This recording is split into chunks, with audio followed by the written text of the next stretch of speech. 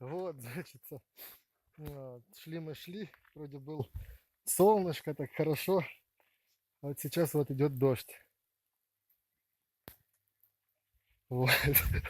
То есть погода такая, то в куртке, то без куртки, то солнце прямо все, то вот, хотя не обещали.